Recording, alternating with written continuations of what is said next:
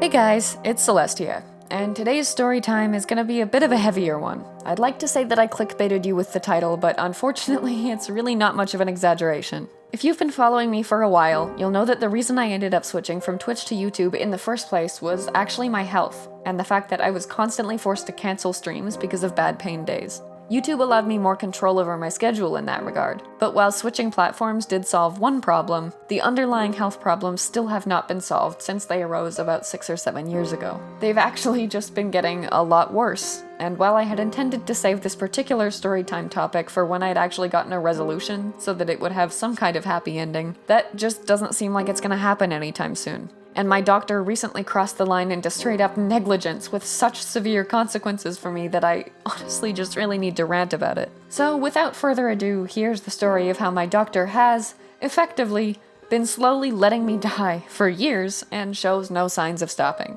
Actually, okay, wait, there is a little further ado. This particular story time will go into mild detail about gastrointestinal issues, endometriosis and the associated symptoms, internal bleeding, vomiting, significant weight loss, and medical procedures. If any of that is triggering to you, this video is probably not for you. Alright, no more ado. So, as I mentioned, this story starts about 6 or 7 years ago. And it started pretty mildly. I was having some stomach pain, bloating, and constipation, but I was still perfectly healthy and functional otherwise. I went to a doctor and they did no tests, they just prescribed me Pantaloc. Now, Pantaloc is an important topic for this story because it's something you're generally not supposed to take for longer than a few weeks, and most certainly never for longer than a year unless absolutely necessary. It's a proton pump inhibitor, which reduces the amount of stomach acid that your body produces, and it's prescribed as a short-term treatment plan for people with ulcers, acid reflux, and other gastrointestinal issues that are made worse by an excess of stomach acid. But the problem arises when you do take it for longer than a year, because long-term use can actually cause damage to your stomach, reduce its ability to absorb nutrients, worsen gastrointestinal issues, increase the likelihood of stomach-based infections, and even cause kidney failure. And I've been on Pantaloc for 7 years, because doctors overprescribe the shit out of this drug and use it as a band-aid for anyone with stomach problems despite the long-term side effects. Gas pain? Pantaloc. Bloating? Pantaloc. Diarrhea or constipation? Pantaloc.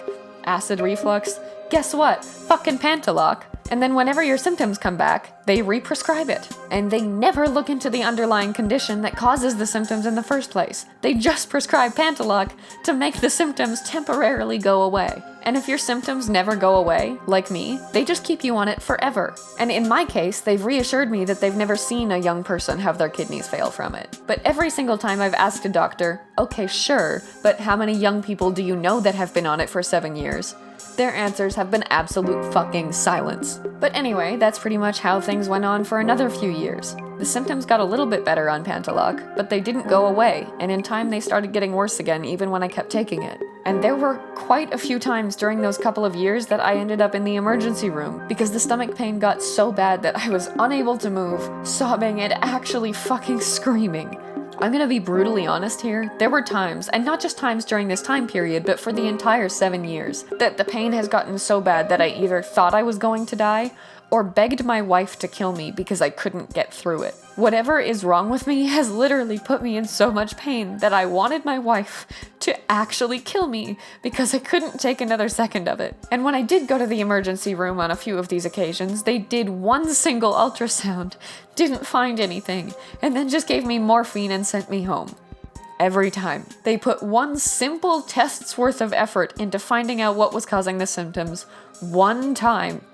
And then that time and every following time just loaded me up with painkillers to temporarily treat the symptoms and told me to go home and come back for more morphine when it got bad again. They just wanted me to shut up and suck it up, and straight up told me on multiple occasions to just wait and hope it gets better. During that time period, they did speculate that it was either a bleeding stomach ulcer or endometriosis, but did nothing to test for either condition. It wasn't until about 3 years ago, when I physically couldn't keep functioning like that anymore and finally got an appointment with my family doctor, that things were very briefly taken seriously. My family doctor got me in to see a specialist who gave me a gastroscopy, which is a procedure that allows the doctor to see your esophagus, stomach, and the first part of your small intestine.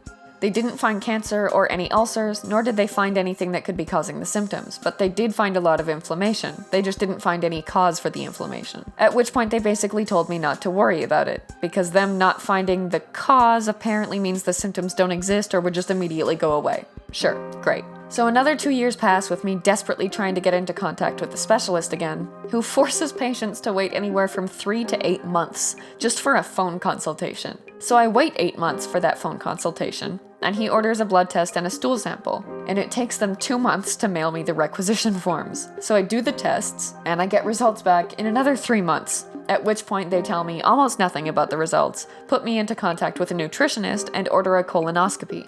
In another 4 months. So I wait, I get the colonoscopy in 4 months, and they don't find anything there either. The nutritionist calls me and tells me that my ferritin levels, which are supposed to be at least 20, are 6, which means that my stomach has completely stopped absorbing iron despite all of the iron supplements that I'm taking, and that I need at least a few months worth of iron transfusions, which I have to go through the specialist to get, and that if I don't get them, the dizziness and constant fatigue I'm experiencing is only gonna get worse. And that's only the tip of the iceberg of what will happen if I don't get them and my iron stores keep going down. Because keep in mind, I can also barely eat at this point, because consuming the smallest amount of food both makes me feel super full and causes an exceptional amount of pain. So I've lost 40 pounds and my BMI is around 17.8, and that was also contributing to that. Anyway, she also says that she believes my problem is low motility. Is low motility, which is basically the food in my small intestine isn't moving fast enough, so I get full really fast, and it gets stuck there, so I don't digest in time, as well as a diseased or weak small intestine, all of which they would not have found in any of the previous tests and would need a CT enterography to find. But again, I have to go through the specialist if I want that. So I wait another few months just to get another phone consultation with the shitty-ass specialist, and on the day he's supposed to call me, I hear nothing. This shitty, horrible little man literally forgot the appointment that I was waiting months for. And I'm not even just making that assumption while there's a chance that something came up. No, I called his office. His secretary basically said, "Holy shit, what? I see your appointment here," but he didn't mark it as complete, nor did he make any notes about postponing or canceling it. It's like he forgot about it altogether. And then she rescheduled, I waited another 2 months, and in our next appointment, the motherfucker straight up says, "Yeah, sorry, I totally forgot about our last appointment," and has the balls to laugh about it. Like he's not leaving me to slowly die with every single day being nothing more than exhaustion and pain. He also goes on to say that he won't give me the iron transfusions until he figures out what's wrong with me, and that he won't order the CT enterography until he does another round of blood and stool tests. So he orders those, which means waiting another 2 months for the requisition forms, and another 2 or 3 for results, at which point I'll then have to schedule another appointment just to talk to him and have him order the CT enterography. And during all of that, I had been vomiting blood, like the kind of coagulated blood that looks like coffee grounds, and had no small amount of blood in my stool, all of which he completely dismissed. And because some of the ER doctors originally speculated that endometriosis could be contributing to the symptoms, I was talking to my family doctor about testing for that, and she basically said she won't test me for it until I've tried birth control for at least 4 months. And I can't try birth control because it interacts with the other medications I'm on. So essentially, even if I do have endometriosis, they won't test me for it. So I'm vomiting blood, shitting blood, barely able to eat, in constant pain, passing out several times a week at the minimum, and every doctor I speak to ignores me or tells me they won't do anything. Which brings us to now. This has been going on for 7 years, getting consistently worse, and every time someone gives me any kind of hope that things might get better or that someone will help me, that hope is viciously torn to shreds directly in front of me. And I am so mentally broken down, exhausted, depressed, and fundamentally hopeless that in all honesty, I'm running out of willpower and energy to keep trying. But at the very least, the blood and stool tests were done this August, and up until 2 weeks ago, I still had some hope that the CT enterography would be coming soon, because they said they would call and order it as soon as they got the tests back.